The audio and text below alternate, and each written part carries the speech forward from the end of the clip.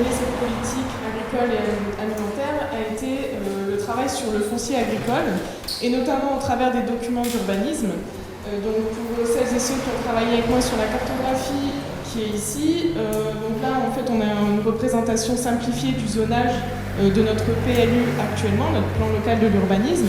Mais il faut savoir que ce zonage a très peu évolué puisque déjà dans le POS, dans les années 2000, il y avait de grands enjeux et de grandes ambitions en termes de préservation du foncier agricole. Et donc vous avez ici au nord de la commune toute la plaine agricole qui a été préservée depuis de longues années. On est sur un territoire qui historiquement était agricole, comme nous l'a dit Laurence, qui a connu 200 ans d'exploitation minière pour ensuite connaître la fin de l'activité minière et donc le renouveau de l'activité économique.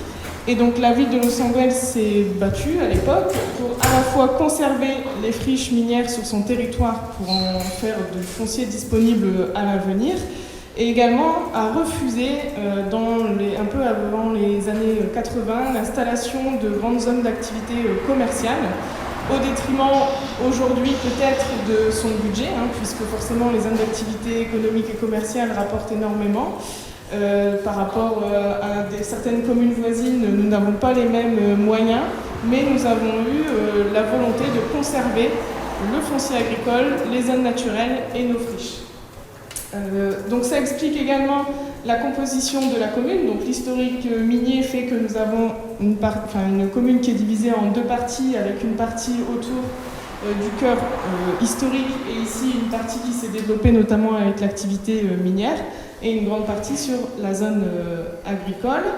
Nous avons la ceinture verte qui est ici et qui a été mise dès les années 2000 dans le POS, donc sous la traduction d'emplacement réservé. Donc pour celles et ceux qui connaissent un peu l'urbanisme, on a des emplacements qui étaient fléchés pour pouvoir créer ce qu'on appelle la ceinture verte. Et l'objectif était de ne pas aller au-delà de cette ceinture verte en termes d'urbanisation. En 2010-2013, lors de la révision du PLU, donc du plan local d'urbanisme, on avait certaines zones qui étaient à aménager et qui sont redevenues des zones agricoles. Donc on a un exemple ici, on en a d'autres sur le territoire.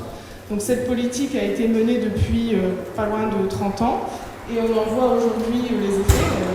Et aujourd'hui, même si par exemple celles et ceux qui connaissent Lausanne, on voit que c'est très impactant pour les territoires, la ville de Los Angeles avait déjà pris en compte ces enjeux-là il y a plus de 30 ans.